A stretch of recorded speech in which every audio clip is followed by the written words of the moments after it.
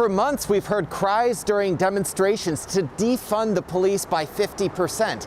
Next year's budget does not cut that deep, but it does make a significant dent in the police budget.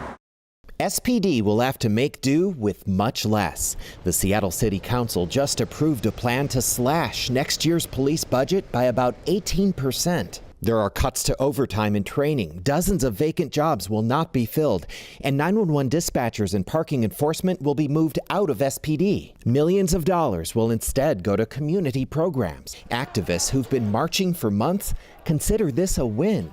These are all really exciting things that have been won after many, many years of mobilizing and partnering together. They've been won because of the uprising and defense of Black lives and the many people who have put their feet to the ground, who have made calls, sent emails, and organized their communities. The Seattle Police Officers Guild called the City Council naive and says it could take longer for officers to respond to 911 calls. You're going to see crime rise. We're already seeing increased homicide rates that we haven't seen in decades.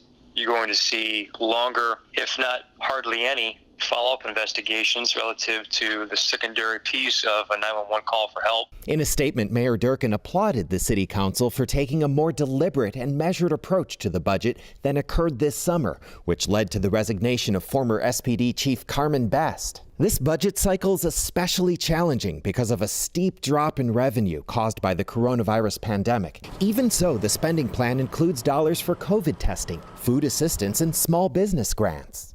Mayor Durkin says the budget makes the largest single-year investment in homeless services in the city's history and creates hundreds of new shelter spaces to help get people off the streets. She says she plans to sign the budget into law next week.